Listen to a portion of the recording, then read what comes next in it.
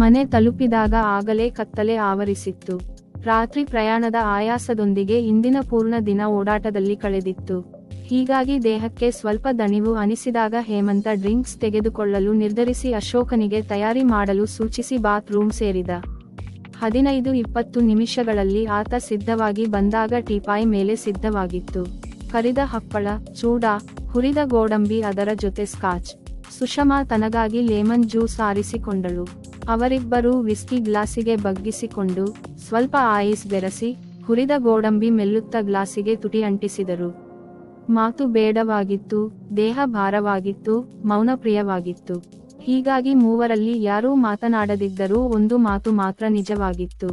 ಮೌನವಾಗಿದ್ದರೂ ಮೂವರ ಮನಸ್ಸು ಈ ವಿಚಿತ್ರ ಘಟನೆಗಳ ಬಗ್ಗೆ ಯೋಚಿಸುತ್ತಿತ್ತು. ಹೀಗೆ ಅರ್ಧ ಗಂಟೆ ಕಳೆದಿರಬಹುದು.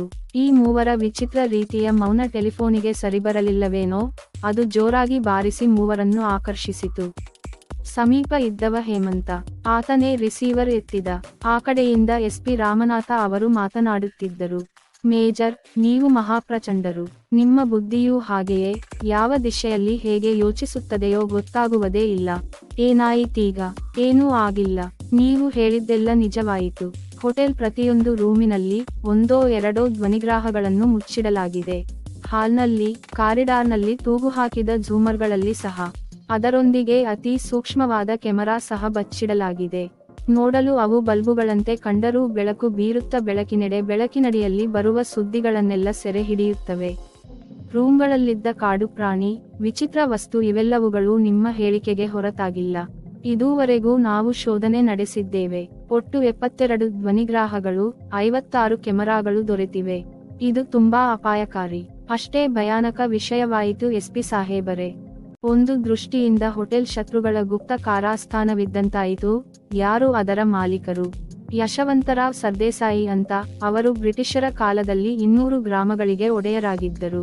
ಸ್ವಾತಂತ್ರ್ಯಾನಂತರ ಅವು ಅವರ ಕೈಬಿಟ್ಟು ಹೋದವು. ಸರಕಾರ ಅವರಿಗೆ ಗೌರವ ಧನ ಹಾಗೂ ಮಾಸಾಶನ ಗೊತ್ತು ಮಾಡಿತು.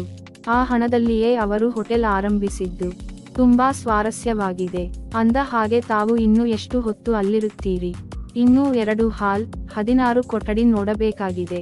ಅವನ್ನೆಲ್ಲ ಸೂಕ್ಷ್ಮವಾಗಿ ಪರಿಶೀಲಿಸಲು ಕನಿಷ್ಠ 3 ಗಂಟೆಯಾದರೂ ಬೇಕು. ಆಫೀಸ್ ರೂಮು ಶೋಧಿಸಿದಿರಾ? ಇಲ್ಲ. ಮಾಲೀಕರು ಊರಿನಲ್ಲಿಲ್ಲ. ಮ್ಯಾನೇಜರ್ ನಾಪತ್ತೆ ಆಗಿದ್ದಾರೆ. ಆಫೀಸ್ ರೂಮಿಗೆ ಬೀಗ ಹಾಕಿದೆಯೋ ಇಲ್ಲವೋ? ಬೀಗ ಹಾಕಿದೆ. ಅದು ಸಹ ಒಂದು ವಿಚಿತ್ರ ಬಗೆಯ ಕೀಲಿ. ಒಂದು ಕೆಲಸ ಮಾಡಿ, ನಾನು 1 ಗಂಟೆಯಲ್ಲಿ ಬರುತ್ತೇನೆ. ದಯವಿಟ್ಟು ಯಾರೂ ಆ ಆಫೀಸ್ ರೂಮಿನತ್ತ ಹೋಗಬೇಡಿ. ಏಕೆ? ಏನಾದರೂ? ಈಗಲೇ ಏನೂ ಹೇಳುವುದಿಲ್ಲ, ನಾನು ಬಂದ ಮೇಲೆಯೇ. ರಿಸೀವರ್ ಕೆಳಗಿಟ್ಟ ಹೇಮಂತ ಒಂದೇ ಗುಟುಕಿಗೆ ಡ್ರಿಂಕ್ಸ್ ಮುಗಿಸಿ ಮೇಲೆದ್ದ. ನಾವೀಗ ಬೇಗ ಊಟ ಮಾಡಬೇಕು, ನಡೆಯಿರಿ.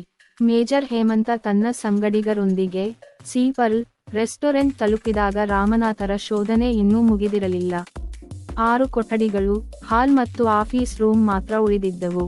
ಹೋಟೆಲ್ನಲ್ಲಿ ವಾಸವಾಗಿದ್ದ ಪ್ರವಾಸಿಗರೆಲ್ಲ ಗಾಬರಿಯಾಗಿ ಅತ್ತಿತ್ತ ಓಡಾಡುತ್ತಿದ್ದರು. ಹೇಮಂತ ಅವರೆಲ್ಲರಿಗೂ ಸಮಾಧಾನ ಹೇಳಿ ರಾಮನಾಥರ ಬಳಿಯಲ್ಲಿ ಇದ್ದ ಎಲ್ಲ ಕ್ಯಾಮರಾ ಮತ್ತು ಧ್ವನಿಗ್ರಾಹಕಗಳನ್ನು ಪರಿಶೀಲಿಸಿದ. ಅವನ ತುಟಿಗಳು ಗೋಲವಾದವು. ಇವೆಲ್ಲ ಹಾಂಗ್ಕಾಂಗದಿಂದ ಇಲ್ಲಿಗೆ ಬಂದಿವೆ. ಹಾಂಗ್ಕಾಂಗ್ ವ್ಯಾಪಾರಿ ಇಲ್ಲಿಗೆ ಬಂದಾಗ ಮಾರಿರಬಹುದು, ಅಥವಾ ಇಲ್ಲಿಯವರೇ ಹಾಂಗ್ಕಾಂಗಿಗೆ ಹೋದಾಗ ಕೊಂಡಿರಬಹುದು. ತಟಕ್ಕನೆ ಮೇಜರ್ಗೆ ಏನೋ ನೆನಪಾದಂತಾಯಿತು. ರೆಸ್ಟಾರೆಂಟಿನಲ್ಲಿ ಕೆಲಸ ಮಾಡುವ ತುಂಬಾ ವಯಸ್ಸಾದ ಅನುಭವಿ ಕೆಲಸಗಾರ ಯಾರೆಂದು ವಿಚಾರಿಸಿ ಕರೆ ತರಲು ತಿಳಿಸಿದ. 5 ನಿಮಿಷಗಳಲ್ಲಿ ಸುಮಾರು 50 ವರ್ಷಗಳ ವ್ಯಕ್ತಿಯೊಬ್ಬನನ್ನು ಕರೆತಂದು ಅವನ ಮುಂದೆ ನಿಲ್ಲಿಸಲಾಯಿತು. ಹೇಮಂತ ಪ್ರಶ್ನಿಸಿದ. ಏನಪ್ಪಾ ನಿನ್ನ ಹೆಸರು? ರಂಗಸ್ವಾಮಿ ಸರ್. ನೀನೆಷ್ಟು ವರ್ಷಗಳಿಂದ ಕೆಲಸ ಮಾಡ್ತಿದೀಯಾ? 18 ವರ್ಷಗಳಿಂದ ಸರ್. ನಿನ್ನ ಕೆಲಸವೇನು? ಆಫೀಸ್ ರೂಮ್ ಹಾಗೂ ಈ 2 ಹಾಲುಗಳು ಯಾವಾಗಲೂ ಸ್ವಚ್ಛ ಮಾಡುವುದು, ಯಜಮಾನರು ಬಂದಾಗ ಅವರ ಕುಶಲ ಸಮಾಚಾರ ವಿಚಾರಿಸುವುದು. ನಿಮ್ಮ ಯಜಮಾನರು ಯಾರು? ತಮಗೆ ಯಾರು ಬೇಕು ಸರ್? ಪ್ರಶ್ನೆಗೆ ಪ್ರಶ್ನೆಯೇ ಬಂದಾಗ ಅದರಲ್ಲಡಗಿದ ರಹಸ್ಯ ಕಂಡು ಚಕಿತನಾದ ಮೇಜರ್. ಅಂದ್ರೆ ಇದಕ್ಕೆ ಒಬ್ಬರೇ ಯಜಮಾನರಿಲ್ಲವೇ? ಇಲ್ಲ ಸರ್, ಒಬ್ಬರು ಯಶವಂತರಾಯರು. ಅವರೇ ಸದಾಕಾಲ ಇಲ್ಲಿರುವುದು. ಮಧ್ಯೆ ಒಬ್ಬರು ಬಂದು ಹೋಗುತ್ತಾರೆ ಸರ್. ಅವರ ಬಳಿಯೇ ಈ ಆಫೀಸಿನ ಬೀಗ ಇದೆ. ಅವರಿಗೂ ಒಳ್ಳೆ ರೀತಿಯ ಸತ್ಕಾರ ನೀಡಬೇಕು ಅಂತ ಆದೇಶವಿತ್ತು ಸರ್. ಆಮೇಲೆ ಅವರು ಬಂದಾಗ ಪ್ರತಿಸಾರೆ ರಾಶಿ ಹಣ ಒಯ್ಯುವುದನ್ನ ನೋಡಿ ಅವರು ಇದಕ್ಕೆ ಯಜಮಾನರಿರಬೇಕು ಅಂತ ಅಂದುಕೊಂಡೆ ಸರ್. ಅವರ ಹೆಸರೇನು? ಗೊತ್ತಿಲ್ಲ ಸರ್. ನೋಡಲು ಹೇಗಿದ್ದಾರೆ? ರಂಗಸ್ವಾಮಿ ಅವರ ಚೆಹರೆಪಟ್ಟಿ ಹೇಳುತ್ತಾ ಹೋದಂತೆ ಹೇಮಂತ ಗಂಭೀರವಾಗುತ್ತಾ ನಡೆದ. ಇಲ್ಲಿ ಇರುವ ಝೂಮರ್, ಫ್ಲವರ್ ಪಾಟ್, ದೀಪದ ಕಂಬ, ಕಾಡು ಪ್ರಾಣಿ ಇವನ್ನೆಲ್ಲ ನಿಮ್ಮ ಯಶವಂತರಾಯರೇ ಖರೀದಿಸಿ ತಂದರೋ? ಇಲ್ಲ ಸರ್, ಇವೆಲ್ಲವನ್ನು ನಮ್ಮ ಇನ್ನೊಬ್ಬ ಮಾಲೀಕರು ತಂದಿದ್ದಾರೆ. ಹಾಂಗ್ಕಾಂಗ್ನಿಂದ. ಹಾಂಗ್ಕಾಂಗ್ನಲ್ಲಿ ಅವರ ದೊಡ್ಡ ಬಿಜಿನೆಸ್ ಇದೆಯಂತೆ. ಎಸ್ಪಿ ರಾಮನಾಥ ಈ ಉತ್ತರ ಕೇಳಿ ಬೆಚ್ಚಿದರು. ಅದೇ 5-6 ನಿಮಿಷಗಳ ಹಿಂದೆ ಹೇಮಂತ ಇದೇ ಆಶಂಕೆ ವ್ಯಕ್ತಪಡಿಸಿದ್ದ. ಆ ಆಶಂಕೆ ಸತ್ಯವಾಗಿತ್ತು. ಏಕೆ ಮೇಜರ್, ನೀವಿಷ್ಟು ಗಂಭೀರರಾದಿರಿ? ಗಂಭೀರವಾಗುವುದು ಗಂಭೀರ ವಿಷಯವಿರುವುದರಿಂದ ಗಂಭೀರವಾಗಿ ನುಡಿದ ಹೇಮಂತ. ದಯವಿಟ್ಟು ಒಗಟಿನಲ್ಲಿ ಮಾತನಾಡಬೇಡಿ, ಬಿಡಿಸಿ ಹೇಳಿ. ಎಸ್ಪಿ ಸಾಹೇಬರೇ, ಈ ಹೋಟೆಲ್ಗೆ 2 ಯಜಮಾನರು ಇರುವರು. ಅದರಲ್ಲೊಬ್ಬರು ಸೀಪಿಂಗ್ ಪಾರ್ಟ್ನರ್ ಆಗಿರುವ ವಿಷಯ ತಿಳಿದುಕೊಂಡಿರಿ. ಅವರೇ ಈ ಸೀಪಲ್ ಗೆ ಬೇಕಾಗುವ ಅಲಂಕಾರಿಕ, ವೈಭವದ ಹಾಗೂ ವಿದ್ಯುತ್ತಿನ ಉಪಕರಣ ತಂದವರೆಂದು ಕೇಳಿದಿರಿ. ನಾನು ವಿಚಾರಿಸಿದಾಗ ಅವರ ಮುಖಚರ್ಯೆ ಸಹ ನೀವು ಕೇಳಿದಿರಿ. ಹೀಗಿದ್ದು ಗಂಭೀರವಾಗಬಾರದೆಂದರೆ ಹೇಗೆ? ಅದೇ ನಾನು ಕೇಳ್ತಾ ಇರೋದು, ಗಂಭೀರವಾದ ವಿಷಯ ಯಾವುದೆಂಬುದನ್ನು ತಿಳಿಸಿ. ತಾವು ಗಂಭೀರವಾದರಲ್ಲವೇ ಆ ಗಂಭೀರ ಸಮಾಚಾರ ತಿಳಿಸುವುದು? ಗಂಭೀರವಾಗುವುದು ಎಂದರೆ ಹೇಗೆ ಎಂಬುದನ್ನು ತಿಳಿಸಿ. ಅಂದರೆ ನಾನು ಖಂಡಿತ ಗಂಭೀರನಾಗುತ್ತೇನೆ. ಕೇವಲ ಬಾಯಿಮಾತಿನಿಂದ ಗಂಭೀರ ಎಂದು ಹೇಳಿದರೆ ಆಯಿತೆ? ಎಸ್ಪಿ ರಾಮನಾಥರಿಗೆ ರೇಗಿ ಹೋಯಿತು. ಗಂಭೀರದ ಅವಾಂತರಕ್ಕೆ ಸಿಟ್ಟಿನಿಂದ ಅವರ ಮುಖ ಕೆಂಪಗಾಗುತ್ತಿದ್ದಂತೆ ಹೇಮಂತ ನಗುತ್ತ ನುಡಿದ. ಹಾಂ, ಇದೀಗ ಸರಿಹೋಯಿತು. ನೀವು ನಿಜವಾಗಿಯೂ ಗಂಭೀರರಾದಿರಿ. ರಾಮನಾಥರ ಮುಖ ಪುನಃ ಸಡಿಲಾಯಿತು. ಹಾಗಾದರೆ ಈಗಲಾದರೂ ತಿಳಿಸಿ, ಗಂಭೀರ ಸಮಾಚಾರ ಯಾವುದೆಂದು? ಈಗ ಗಂಭೀರನಾದವ ಮೇಜರ್ ತುಸು ಗಡುಸಾದ ಕಂಠದಲ್ಲಾತ ನುಡಿದ. ರಾಮನಾಥರೇ, ಆ ಚಹರೆಪಟ್ಟಿಯುಳ್ಳ ವ್ಯಕ್ತಿ ಬೇರೆ ಯಾರೂ ಅಲ್ಲ, ನಮ್ಮ ನೆರೆ ರಾಷ್ಟ್ರಗಳಲ್ಲಿ ಒಂದಾದ ದೇಶಕ್ಕೆ ಸೇರಿದ ಚಿನ್ಲಿಯೋಲಿನ್ ರಹಸ್ಯಭೇದಿ ಗ್ರೂಪ್ನ 2ಯ ಗ್ರೇಡಿನ ಗೂಢಚಾರಿ ಸಂಸ್ಥೆಯ ಮುಖಂಡ. ಆತನಿಗೆ ಇಲ್ಲೇನು ಕೆಲಸವಿರುವುದರಿಂದಲೇ ಆತ ಬಂದಿರುವುದು. ಇಲ್ಲಿ ನಡೆಯುತ್ತಿರುವ ವಿಚಿತ್ರ ಅಷ್ಟೇ ಸತ್ಯ ಘಟನೆಗಳಿಗೆ ಅವನ ಇರುವಿಕೆಯೇ ಸಾಕ್ಷಿ. ತಮಗೆ ಇನ್ನೂ ಒಂದು ಮಾತು ಹೇಳುತ್ತೇನೆ ಕೇಳಿ. ಚಿನ್ ಲಿಯೋಲಿನ್ ಮೇಧಾವಿ ಬುದ್ಧಿಯ ವಿಜ್ಞಾನಿ. ಅವನ ಬುದ್ಧಿಮತ್ತೆಗೆ, ಆತ ಮಾಡಿದ ಪ್ರಯೋಗಗಳಿಗೆ ಕಳೆದ 4 ತಿಂಗಳುಗಳ ಹಿಂದೆ ಜಗತ್ತೇ ತಲೆದೂಗಿದೆ. ಆತ ಮಾಡಿದ ಪ್ರಯೋಗಗಳಾವವು? ಅದನ್ನು ಸಂದರ್ಭ ಬಂದಾಗ ತಿಳಿಸುತ್ತೇನೆ. ಆದರೆ ಒಂದು ಮಾತು ಮಾತ್ರ ನಿಜ.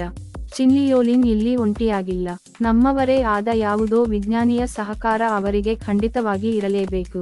ಆತ ಯಾರಿರಬಹುದು? ಅದನ್ನೇ ನಾವೀಗ ಗಂಭೀರವಾಗಿ ಆಲೋಚಿಸಬೇಕಾಗಿದೆ. ಮತ್ತೆ ಗಂಭೀರದ ಪ್ರಸ್ತಾಪ ಬರಲು ರಾಮನಾಥ್ ಗಂಭೀರರಾದರು. ಹೇಮಂತನಂತೂ ಮೊದಲೇ ಗಂಭೀರನಾಗಿದ್ದ. ಪಕ್ಕದಲ್ಲಿದ್ದ ಫೋನನ್ನೆತ್ತಿ ಡಾಕ್ಟರ್ ದಿವಾಕರ್ರ ಫೋನ್ ನಂಬರ್ ತಿಳಿಸಿ ಸಂಪರ್ಕ ನೀಡಲು ವಿನಂತಿಸಿಕೊಂಡ. ಒಂದೇ ನಿಮಿಷದಲ್ಲಿ ಆ ಕಡೆಯಿಂದ ದಿವಾಕರ ಎಂಬ ಧ್ವನಿ ಕೇಳಿಸಿತು. ಡಾಕ್ಟರ್ ದಿವಾಕರ್, ನಾನು ಮೇಜರ್ ಮಾತಾಡ್ತಿರೋದು. ನಿಮ್ಮಿಂದ ನನಗೊಂದು ಅತಿ ಮಹತ್ವದ ಸಹಾಯವಾಗಬೇಕಾಗಿದೆ. ಸದ್ಯದ ಪರಿಸ್ಥಿತಿಯಲ್ಲಿ ನಮಗೆ ಅತಿ ಹೆಚ್ಚು ಸಮೀಪದಲ್ಲಿರುವ, ಅತಿ ಹೆಚ್ಚು ಪ್ರತಿಭಾಶಾಲಿಯಾಗಿರುವ ವಿಜ್ಞಾನಿ ಅಥವಾ ಸರ್ಜನ್ ಯಾರಿದ್ದಾರೆ? ಅಷ್ಟೇ ಅಲ್ಲ, ಅವರು ಆಪರೇಟ್ ಮಾಡಿ ಮಿದುಳು ಬದಲಿಸುವಲ್ಲಿ ದಕ್ಷರೂ ಸಹ ಆಗಿರಬೇಕು. ಅಥವಾ ಇದರಲ್ಲಿ ಪ್ರಯೋಗಗಳನ್ನು ಮಾಡಿ ಪರಿಣಿತಿ ಪಡೆದವರಾಗಿರಬೇಕು. 1 ನಿಮಿಷ ಮಧ್ಯೆ ಮೌನ ವ್ಯಾಪಿಸಿತು. 2ನೇ ನಿಮಿಷ ಮೌನದ ಗೋಡೆ ಸೀಳಿ ದಿವಾಕರನ ಧ್ವನಿ ಕೇಳಿಸಿತು. ಅಂತವರು ಒಬ್ಬರೇ ಇದ್ದಾರೆ ಮೇಜರ್. ಯಾರವರು? ಸೈಂಟಿಸ್ಟ್ ಕುಮುದನ್. ಅವರಿಗೀಗ ಸುಮಾರು 70 ವರ್ಷ. ಅವರ ವಾಸವೆಲ್ಲಿ? ಇದೇ ಊರಿನಲ್ಲಿ ಅವರ ಸ್ವಂತ ಬಂಗಲೆಯಿದೆ. ಆದರೆ ಅದರಲ್ಲವರು ಹೆಚ್ಚಾಗಿ ಇರುವುದಿಲ್ಲ. ಅವರಿರುವುದು ತಮ್ಮ ಪ್ರಯೋಗಶಾಲೆಯಲ್ಲಿ. ಅವರ ಪ್ರಯೋಗಶಾಲೆ ಎಲ್ಲಿದೆ? ಅದು ನನಗೆ ತಿಳಿಯದು. ಅವರ ಮಗಳನ್ನು ವಿಚಾರಿಸಿದರೆ ತಿಳಿದೀತು. ಆಕೆ ಹೆಸರು ಮಧು. ಅವಳು ಬಂಗಲೆಯಲ್ಲಿ ಒಂಟಿಯಾಗಿರುತ್ತಾಳೆ. ಸರಿ, ನಿಮ್ಮಿಂದ ತುಂಬಾ ಉಪಕಾರವಾಯಿತು. ನಾನು ಮಧುಳನ್ನು ಕಾಣುತ್ತೇನೆ. ಹುಷಾರಿ ಮೇಜರ್, ಮಧು ತುಂಬಾ ಅಪಾಯಕಾರಿ. ನೀವೇನಾದರೂ ಅವಳಲ್ಲಿದ್ದ ಮಧು ಹೀರಲು ಹೋದಿರೆಂದರೆ ಗಾಬರಿಯಾಗಬೇಡಿ. ಅಂತ ಸಾಹಸ ಮಾಡಲಾರೆ. ವಂದನೆಗಳು. ರಿಸೀವರ್ ಕೆಳಗಿರಿಸಿದ ಹೇಮಂತ. ಎಲ್ಲರೂ ಅವನನ್ನೇ ಮಂತ್ರಮುಗ್ಧರಾಗಿ ನೋಡುತ್ತಿದ್ದರು. ಎಸ್ಪಿ ಅವರತ್ತ ಹೊರಳಿದ ಮೇಜರ್ ಸಾಹೇಬರೇ, ನಾವೀಗ ಈ ಆಫೀಸ್ ರೂಮನ್ನು ಪ್ರವೇಶಿಸಬೇಕಲ್ಲ. ಅದಕ್ಕಾಗಿ ನಾವು ಬಾಗಿಲು ಮುರಿಯಬೇಕಾಗುತ್ತದೆ. ಅದರ ಹೊರತಾಗಿ ಬೇರೆ ದಾರಿಯೇ ಇಲ್ಲ. ತಾವು ಪಂಚರನ್ನು ಕೂಡಿಸಿರಿ. ಅವರ ಸಮಕ್ಷಮ ಬಾಗಿಲು ಮುರಿದರಾಯಿತು. ಸಾಧ್ಯವಿಲ್ಲ ಸಾಹೇಬರೇ, ರಂಗಸ್ವಾಮಿ ತಟಕ್ಕನೆ ನುಡಿದ ಭಯದಿಂದ. ಏಕೆ ಸಾಧ್ಯವಿಲ್ಲ ರಂಗಸ್ವಾಮಿ? ಮೇಜರ್ ಪ್ರಶ್ನಿಸಿದ. ಸಾಹೇಬರೇ, ಇದು ಮರದ ಬಾಗಿಲಲ್ಲ. ಮರದಂತೆ ಕಾಣುತ್ತಿದ್ದರೂ ಮರವಲ್ಲ, ಕಬ್ಬಿಣದ್ದು, ಉಕ್ಕಿನದು. ಇದಕ್ಕೆ ಸ್ಪೆಷಲ್ ಕೀಲಿ ಹಾಕಿದ್ದಾರೆ. ಅಚ್ಚರಿಯಿಂದ ಬಾಗಿಲತ್ತ ನೋಡಿದ ಹೇಮಂತ. ಅದ್ಭುತ, ಆಶ್ಚರ್ಯ, ಅಷ್ಟೇ ಸತ್ಯ. ಕಟ್ಟಿಗೆಯಿಂದ ಮಾಡಿದಂತೆ ತೋರುತ್ತಿದ್ದರೂ ಕಟ್ಟಿಗೆ ಅಲ್ಲ ಅಂದರೆ. ಮುಟ್ಟಿ ನೋಡಿದ, ಬಾರಿಸಿದ. ಕಟ್ ಕಟ್ ಎಂಬ ಸದ್ದು ಬರಲಿಲ್ಲ. ಟಿಂಗ್ ಟಿಂಗ್ ಎಂದು ಸದ್ದಾಯಿತು. ಉಕ್ಕಿನದು. ಕೀಲಿಯನ್ನು ಪರೀಕ್ಷಿಸಿದ. ವರ್ತುಲಾಕಾರದಲ್ಲಿದ್ದ ಗುಪ್ತ ಕೀಲಿ. ನಡುವಿನದು ನಂಬರ್ ಜೋಡಿಸಿದರೆ ಮಾತ್ರ ಅದು ತೆರೆಯುತ್ತದೆ. ರಾಮನಾಥರೆಡೆ ನೋಡಿ ಹೇಳಿದ, ನೀವು ಪಂಚರನ್ನು ಸೇರಿಸಿ, ಕಾಗದ ತಯಾರಿಸಿ, ನಾನು ಈ ಬಾಗಿಲು ತೆರೆಯಲು ಪ್ರಯತ್ನಿಸುತ್ತೇನೆ. ಹೇಮಂತ ನಿಧಾನವಾಗಿ ಬೀಗದತ್ತ ಆಕರ್ಷಿತನಾದ. ನಮ್ಮ ಚಾನೆಲ್ನಲ್ಲಿ ನಾವು ನಮ್ಮ ಆಡಿಯನ್ಸ್ಗೋಸ್ಕರವಾಗಿ ಸಂಗತಿಗಳು, ಕಥೆಗಳು, ಪುರಾಣಗಳು ಮತ್ತು ಇನ್ನಿತರ ವಿಷಯಗಳನ್ನೊಳಗೊಂಡು ವಿಡಿಯೋಗಳನ್ನು ಮಾಡುತ್ತಿದ್ದೇವೆ. ದಯವಿಟ್ಟು ಎಲ್ಲರೂ ನಮಗೆ ಸಪೋರ್ಟ್ ಮಾಡಿ, ಹಾಗೆ ಚಾನೆಲ್ ಅನ್ನು ಸಬ್ಸ್ಕ್ರೈಬ್ ಮಾಡಿ, ವಿಡಿಯೋಗಳನ್ನು ಲೈಕ್ ಮತ್ತು ಶೇರ್ ಮಾಡಿ. ನಿಮಗಿಷ್ಟ ಆಗುವಂತಹ ಗಳನ್ನು ಕಾಮೆಂಟ್ಗಳಲ್ಲಿ ತಿಳಿಸಿ. ನಾವು ಎಲ್ಲಾ ರೀತಿಯಲ್ಲೂ ನಿಮಗಿಷ್ಟ ಆಗುವಂತಹ ವಿಡಿಯೋಗಳನ್ನು ಅಪ್ಲೋಡ್ ಮಾಡಲು ಪ್ರಯತ್ನ ಪಡುತ್ತೇವೆ.